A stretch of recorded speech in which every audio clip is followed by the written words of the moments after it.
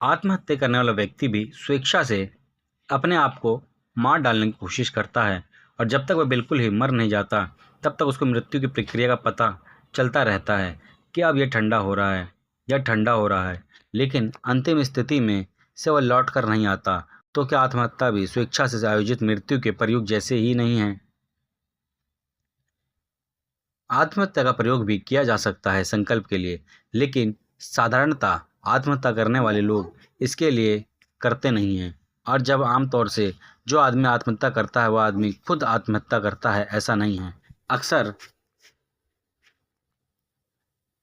तो वह आदमी यह अनुभव करता है कि कुछ लोग मुझे आत्महत्या के लिए मजबूर कर रहे हैं, कुछ परिस्थितियाँ, कुछ घटनाएं उसे आत्महत्या के लिए मजबूर कर रही हैं। अगर परिस्थितियाँ ऐसी ना होती तो आत्महत्या ना करता। किसी को उसने प्रेम से चाहा था और वह उसे नहीं मिल सका, अब मरने जा रहा है।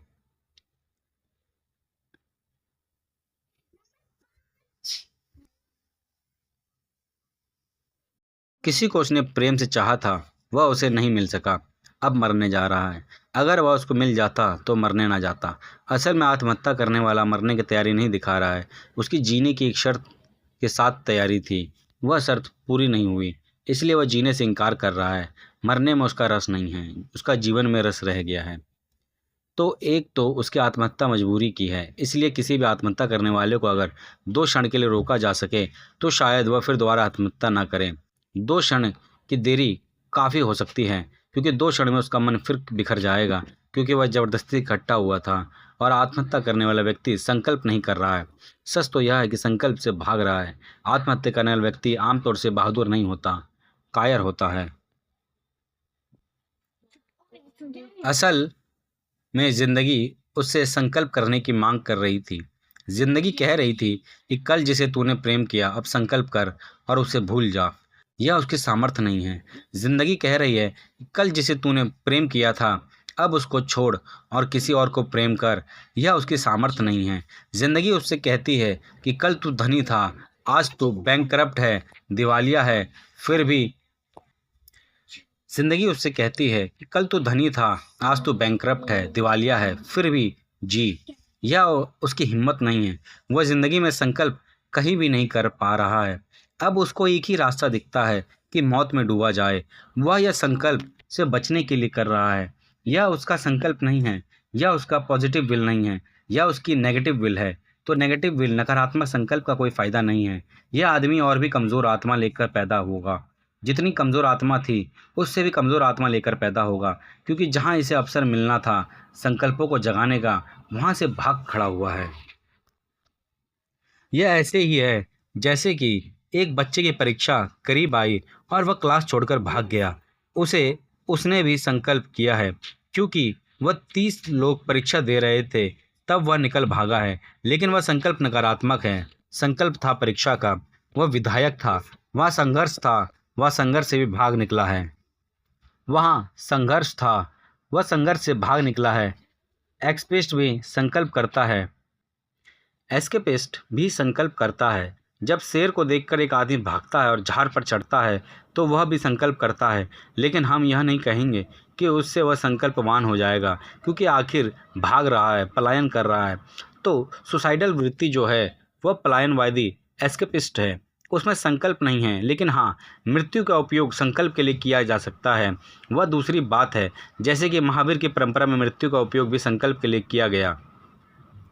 अगर कोई साधक मृत्यु का उपयोग करना चाहे संकल्प के लिए तो सिर्फ महावीर अकेले व्यक्ति हैं सारी दुनिया में जिन्होंने छूट दी है, बाकी किसी आदमी ने छूट नहीं दी। सिर्फ महावीर ने कहा है कि मृत्यु का तुम उपयोग कर सकते हो साधना के लिए, लेकिन मृत्यु ऐसी नहीं है कि जहर खाकर मर जाओ, क्योंकि यह एक क्षण में हो जाएगा।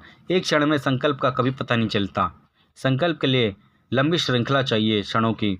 तो महावीर कहते हैं कि उपवास कर लो और भूखे मर जाओ।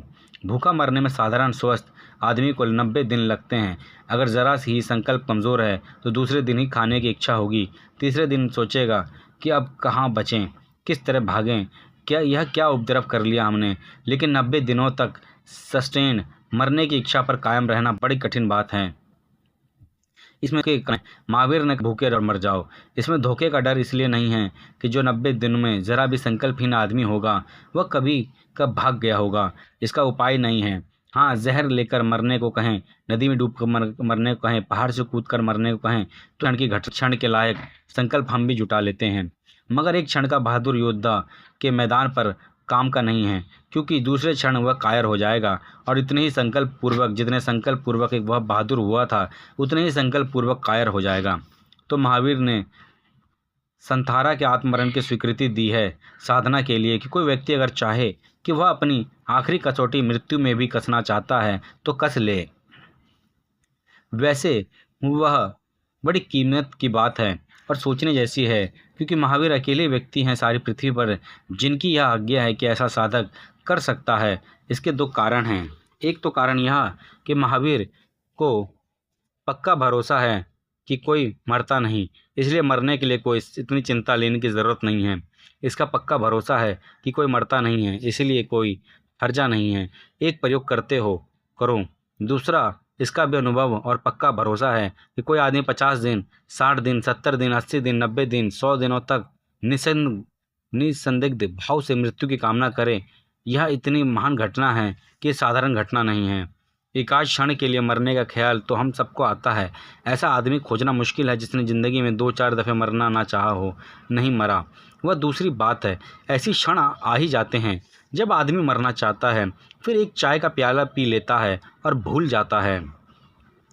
पत्नी सोचती है कि पति के खिलाफ कि अब फांसी लगा लो, लेकिन पति आकर कह देता है कि टिकट ले आया हूँ पिक्चर की, तो वह छोड़ देती है कि छोड़ो भी, ऐसे मरने में क्या रखा हुआ है। मैं एक जगह रहता था और मेरे पड़ोस में एक बंगाली प्रोफेसर रहते थे। पहले दिन ही जब मैं वहाँ रुका तो रात पति और पत्नी में बहुत ज़ोर से झगड़ा हो गया। 2 दीवार से आर पार मुझे सुनाई पड़ता था, तो मैं बहुत हैरान हुआ। मैंने कहा कि मुझे जानना चाहिए, क्योंकि कोई है नहीं, क्योंकि पति बिल्कुल मरने की धमकी दे रहा था कि मर जाएगा। अब अपरिचित लोग थे। मैंने उचित भी नहीं माना कि मैं एकदम जाऊं। पहले ही दिन रुका हूं इस कमरे में और पड़ोस में यह सब हो रहा है। फिर यह भी लगा कि यह परिचय अपरिचय का मामला नहीं है। यह आदमी मर जाए तो मैं भी जिम्मेदार हूँ। लेकिन फिर भी मैंने संयम रखा कि भाई जब यह जाने कि लगे मरने के लिए, तब बाहर जाकर रोक लूँगा। थोड़ी देर बाद बातचीत बंद हो गई तो मैंने समझा निपटारा हो गया, लेकिन फिर मैंने सोचा कि बाहर जाकर देखूं क्या बात है। जाकर देखा, दरवाज़ा खुला था और पति पत्नी दरवाजे के अंदर बैठी थी। वह सज्जन तो जा चुके थे। तो मैंने उससे पूछा कि वे कहाँ गए। तो आपके पति जिनसे बात हो रही थी, उसने कहा कि आप बेफिक्र रहिए, वे ऐसा कई दफ़ा जा चुके हैं, वे अभी थोड़ी देर में लौट आएंगे। मैंने कहा वे मरने गए हैं। उनसे उसने कहा वे बिल्कुल लौट आएंगे, आप बेफिक्र रहिए। और 15-20 मिनट बाद वह आदमी वापस लौट रहा है। तो मैं बाहर रुका हुआ था। मैंने उनसे पूछा क्या वापस लौट आए। उन्होंने कहा कि पानी गिरने के आसार हो रहे हैं। उसको क्या पता कि मुझे पता है कि वह मरने गया था। उसने कहा पानी गिरने के आसार हो रहे हैं, देख नहीं रहे हैं आप, बादल घिर रहे हैं, तो लौट आया, छाता नहीं ले गया था साथ। घर में छाता ना हो तो भी मरने वाला आदमी बाहर नहीं जाता। हम सभी सोच लेते हैं बहुत बार मरने की, लेकिन जब हम मरने की सोचते हैं तब वह मरने की बात नहीं होती, वह सिर्फ जीवन में थोड़ी सी अड़चन होती है। संकल्प की कमी के कारण हम मरने की सोच लेते हैं। जीवन में अड़चन है, कहीं अटकाव आ गया है, जरा सा ही जीवन में अड़चन है कि चलो मरने। जीवन की अड़चन से जो मरने जा रहा है वह संकल्पवान नहीं है, लेकिन मृत्यु को सीधा पॉजिटिव अनुभव करना कोई जा रहा है विधायक रूप से मृत्यु का, तो इसे जानने जा रहा हूँ। जीवन में कोई भागना नहीं है, जीवन से कोई विरोध नहीं है, जीवन का कोई निषेध नहीं है। तब तो वह आदमी मृत्यु से भी जीवन खोजने जा रहा है। यह बात और है। और भी इसे महत्वपूर्ण घटना है कि जन्म के लिए तो हम साधारणतः निर्णायक नहीं होते। जन्म भी अंततः तो हम निर्णय करते हैं, लेकिन वह भी अचेतन निर्णय होता है। हमें पता नहीं होता कि हमने क्यों जन्म लिया, कहाँ जन्म लिया, किस लिए जन्म लिया। एक अर्थ में मृत्यु ऐसा मौका है जिसके हम निर्णायक हो सकते हैं। इसलिए मृत्यु ज़िंदगी में बहुत अनूठी घटना है जिसको कहना चाहिए डिसिसिव, क्योंकि जन्म का तो हम पक्का निर्णय नहीं कर सकते कि हमने कहाँ जन्म लिया, क्यों जन्म लिया, कैसे जन्म लिया। लेकिन मृत्यु का तो हम निर्णय कर ही सकते हैं कि हम कैसे मरें, कहाँ मरें, क्यों मरें। मृत्यु का ढंग तो हम निश्चित कर ही सकते हैं। महावीर ने इसलिए भी आज्ञा दी कि मृत्यु के इस प्रयोग को करने की जो व्यक्ति मृत्यु का प्रयोग करके मरेगा वह अपने अगले जन्म का निर्णायक हो जाएगा, क्योंकि जिसने मरने की स्वेच्छा से व्यवस्था कर ली उसके लिए प्रकृति उसके जन्म को स्वेच्छा से चुनने का मौका भी दे देती है। वह उसका दूसरा हिस्सा है। जब वह इस दरवाजे से निकलते वक्त शान से निकलता है, जानते हुए निकलता है, तो दूसरे दरवाजे भी उसके लिए शान से ही स्वागत देंगे और भीतर जाने के लिए स्वेच्छा से वर्ण करेंगे। अगले जन्म का जिन्हें निर्णय करना है उन्हें इस मृत्यु को स्वेच्छा से गुजरना चाहिए, इसलिए भी आज्ञा दी। लेकिन साधारण आत्महत्या साधारणतः आत्मघात करने वाला संकल्पवान व्यक्ति नहीं है। आपने संकल्प से सूक्ष्म शरीर से अलग होने की बात कही है।